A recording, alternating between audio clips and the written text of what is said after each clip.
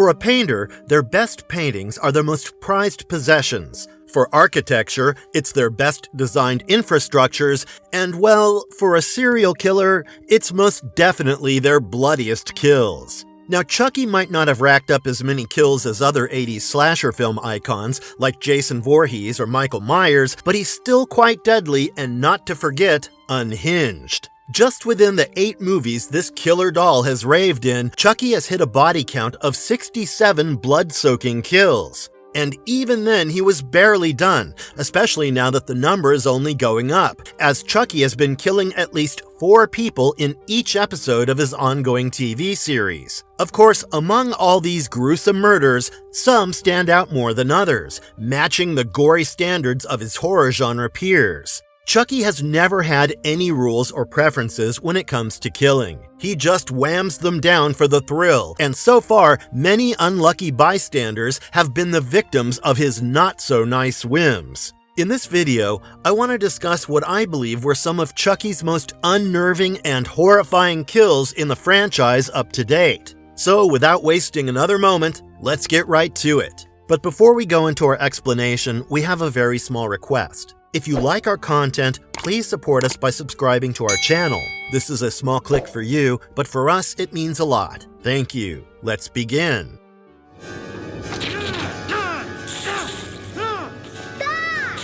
Dr. Ardmores' electrocution in Child's Play, 1988. While the first movie in the Chucky series isn't nearly as graphic as later ones, it's often considered to have one of the scariest moments, mainly because of scenes like this one. In this film, people were really rooting for characters like Andy, his mom, and Detective Norris, who were Chucky's main enemies with their heads up on the doll's chopping block. However, there were also some truly despicable characters viewers were eager to see Chucky take down, like Dr. Philip Ardmore. In the film, Andy was the first one to ever find out about Chucky's antics, and well, his psychiatrist, Dr. Ardmore, ignored the boy's warnings about Chucky's penchant for killing. In fact, he restrained the boy, but ironically, Chucky came to Andy's rescue by cleverly using one of Ardmore's own tools against him. After stabbing the psychiatrist's leg with a scalpel, Chucky then strapped Ardmore with an electroconvulsive mask and electrocuted him until his mouth and eyes began to bleed. This is possibly one of the most violent scenes of this film,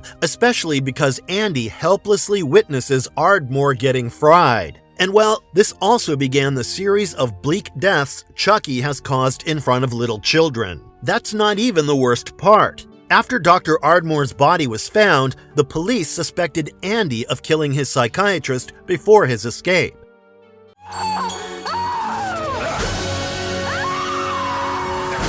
Elizabeth Kettlewells' death in Child's Play 2, 1990. I think one of the most impressive Chucky kills in the Child's Play series happens in the second movie with Andy's teacher. When Miss Kettlewell puts Andy in the detention and locks Chucky in a closet, the doll goes berserk, banging on the door relentlessly. Well, to be fair, Andy tried to warn her before, but you know how adults are always too in over their heads, especially the ones in a horror film. Now, what really makes this kill stand out is its sheer creativity. After a tense moment of searching for Andy, Kettlewell comes in to hear a noise from the closet, thinking Andy is hiding. When she goes in to check, Chucky stabs her with an air pump, further pushes the pump into her, and proceeds to inflate her gut up like a balloon. She then theatrically falls into a bunch of desks, causing her shoes to fly off. The scene only intensifies when the camera shifts outside the window as we see the killer doll slamming a yardstick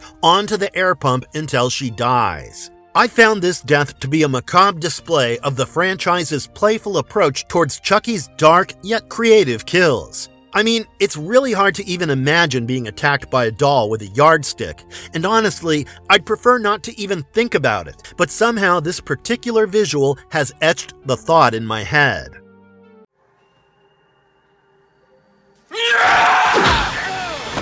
Chris Sullivans' yo-yo string strangling in Child's Play 3, 1991. Chucky sure enjoys the twisted games he plays with his victims, but it's all part of being a doll, right? Now, Chris Sullivan, the CEO of Play Pals Toy Company, first appears in the beginning of Child's Play 2, when he orders Mattson to get rid of Chucky and cover up an accident that killed one of his workers by electrocution. He again made an appearance in Child's Play 3, which is set 8 years later. Here, Sullivan is seen in a meeting where he decides to restart making good guy dolls after the Andy Barclay incident has blown over. So of course, it's back to business as usual. But this decision resurrects Chucky, who gets his business in order by first tracking Sullivan down. The drawn-out murder begins with Chucky first spilling marbles on the floor, causing Sullivan to slip and fall. Then Chucky frightens him with toys before suddenly attacking him with a golf club. He follows up by throwing darts at Sullivan's back, and ultimately strangles the man to death with a yo-yo string. Now, I know the third installment was easily one of the lamest Chucky films in the franchise, but still, this particular kill is the perfect balance of Chucky dominating his victims by inducing them with the torture of anxiety, fear, and pain. No! Chief Warrencade nailed to death in Bride of Chucky, 1998. It might surprise some fans, but the late John Ritter had a role in a Chucky film, where he played Police Chief Warrencade in The Bride of Chucky. Despite his character being a bit of a jerk, it's always great to see Ritter in action. Kincaid actually met his end after he discovers Chucky and Tiffany hiding in a van, prompting the dolls to come up with a deadly plan. After Tiffany suggests a non-stabbing approach, Chucky sets up an airbag filled with nails. When Kincaid triggers the airbag, Chucky shoots the nails into his face, causing a gruesome explosion. What sets this kill apart is that Kincaid was not even dead yet. He was brutally hurt with nails poking out of his face, but he was still very much alive. He regained his consciousness during Jade and Jesse's chapel wedding. While he was crawling to find help, Chucky proceeded to drop a cleaver, a Hellraiser reference horror fans will appreciate, as Kincaid meets an almost overkill end, getting stabbed 6 times by the killer doll after a comedic stumble. While Bride of Chucky leaned more into campiness, scenes like this retained the chilling thrills a Chucky film usually offered. Tony Gardner's murder in The Seed of Chucky, 2004. With Seed of Chucky following up The Bride, the franchise most definitely leaned more into comedy, but they for sure didn't skimp on the wonderfully violent kills, which of course came with just a hefty dose of silliness. This is the same movie where cult favorite filmmaker John Waters played the role of a paparazzi guy named Pete Peters. Yep, I'm talking about the same dude who got startled by Chucky and ended up in a vial of sulfuric acid, with half his face melted. Although it was one of the film's standout kills, sadly our boy Chucky cannot be completely credited for this particular death, but he did share one amazing kill with his bride. In the film, a puppeteer named Tony Gardner finds out that Tiffany is not just any doll. In fact, when he rips her apart, Tony finds a human spine inside the doll. So of course, Chucky and Tiffany team up for a kill, using a piano wire to decapitate him in the goriest way possible. Tony's head goes flying towards the camera, giving off a 3D movie vibe. And what's even weirder than a doll couple playing Bonnie and Clyde, you ask? Well, Chuck and Tiff go on to make out while Tony's body spews blood behind them. It was pretty clear that the movie was really going all out to let the dolls have fun. While some might find these campy scenes a bit much, it surely did not give me the ick.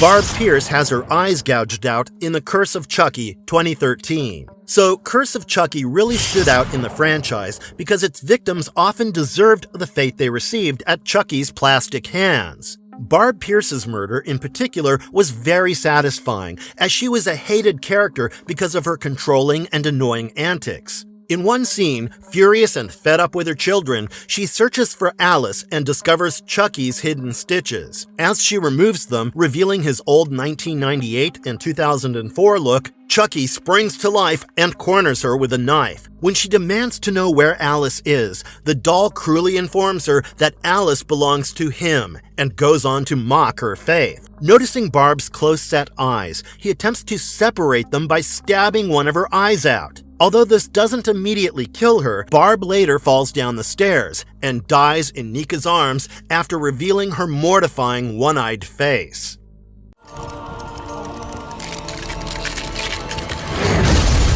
Claire's death in The Cult of Chucky 2017. I think this one kinda went over the edge, even for Chucky films. I mean, it had 3 Chucky dolls in one movie, for Pete's sake. Anyway, my pick for the best kill in the film is undoubtedly Claire's. She was a paranoid patient at Harrogate Psychiatric Hospital and ended up being institutionalized after setting her house on fire. This girl barely had a chance to begin with, because just like most of Chucky's victims, Claire wasn't exactly a saint. Throughout the movie, she wrongly blamed Nico for all the troubles within the institution, not realizing it was actually Chucky causing all the chaos. Eventually, she was sedated with 10 cc's of methohexadol and restrained on a gurney, giving Chucky just the perfect chance to do his thing. Sadly, even though Claire was sedated, she was conscious enough to be aware of her surroundings. So once the doctor left the room, Chucky seized this opportunity to grab a canister of compressed oxygen and positioned himself at the opposite end of her gurney. He then tossed the canister, shattering the skylight above Claire.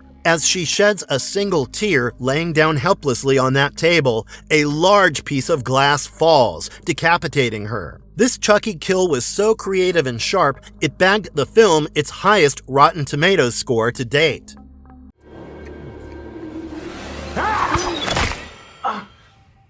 Detective Sean Paytons' stabbing in the Chucky TV series Season 1. The Chucky TV show never allows you a moment to rest, given how bloody eventful each episode is. And with our main man Chucky, you can bet there is never a dull, bloodless moment. As Chucky starts his killing spree in Hackensack, New Jersey, the police are on a high alert for the ongoing murders, suspecting it to be a serial killer gone rogue. This is when Detective Kim Evans and her partner, Detective Payton, are looped into Chucky's path when they were assigned to take charge of the case. So when Carolyn Cross was at the hospital, Detective Sean Payton was tasked with bringing over Chucky and taking him to his new owner. And let's just say it's a decision Detective Payton will soon come to regret. While attempting to grab food from Carolyn's bedside, Chucky surprises Payton by throwing a scalpel into his back, leaving him paralyzed. The killer doll then goes on a stabbing rampage with used syringes, turning Payton into his personal human pincushion by repeatedly stabbing him with syringes from the medical waste box. Oh, world's quietest. Season 2's Chainsaw Christmas. In the holiday-themed Season 2 finale, Chucky treats himself to a Christmas present with the world's quietest chainsaw. As expected, before the episode ends, Chucky tests the product's claims in the most gruesome way possible. During the night of Christmas, when Tiffany, in Jennifer Tilly's body, sneaks into the Cross residence through an unlocked door to steal Carolyn's wedding bell doll, Lexi's mother Michelle hears the noise and comes downstairs. Although she was very excited to see Jennifer Tilly again, Tiffany tries to explain why she needs the doll. Apparently, the Good Guy dolls from last year's charity event never really made it to the intended hospitals, so this particular doll was something she needed by hook or by crook. Michelle wants to take a photo of Tiffany for her social media before handing over the doll, but sadly, Chucky had also broken into the house to terrorize Jake and his friends. So he seizes his moment to attack and goes on to swiftly slice Michelle in half with his brand new chainsaw from behind, confirming that his purchase of the world's quietest chainsaw was indeed a worthwhile one.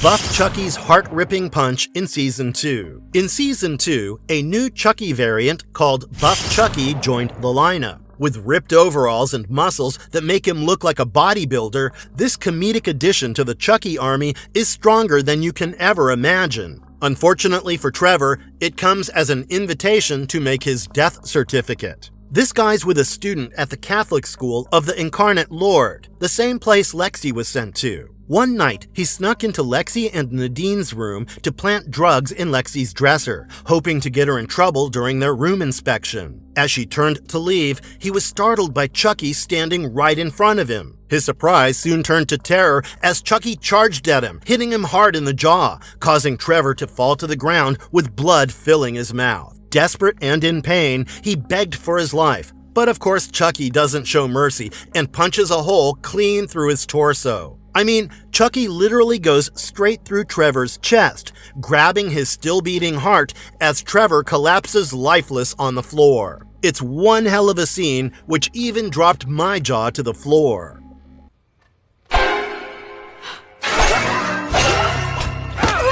Chucky kills the president's secretary with an antique letter opener in Season 3. In Season 3, Chucky finds himself in an unexpected location, the White House. Yes, I was as shocked as you, but he got in by serving as an emotional support doll for the president's son, Henry. When the president's antique letter opener goes missing in the first episode, on the same day he decides to bring Chucky along to his office, it's not hard for the audience to figure out who now has their hands on the sharp tool. Later that evening, Samantha, the president's secretary, gives James his mail and asks about his missing letter opener again. James is very fond of the letter opener, given that it once belonged to President Roosevelt and was in fact a gift to him. Plus, James did not just misplace his letter opener, he also seems to have lost Henry's weird-looking doll. After he clears out the Oval Office, Samantha also prepares to leave and decides to check the Oval Office one last time for the missing items. She then discovers Chucky lying on the ground and picks him up. Suddenly, Chucky comes to life and slashes Samantha's neck twice with a letter opener. This basically pops her neck in two, and with her head nearly severed, Samantha collapses on the floor and dies. To cover up the killing, Price and the First Lady, Charlotte, later dispose of Samantha's body and hire a new secretary. Charlotte then lies to her husband, saying Samantha went to rehab. But despite her death, Samantha's ghost haunts the White House because James later sees a pool of her blood in the Oval Office, reflecting Samantha's death. Joseph. Daddy, look out!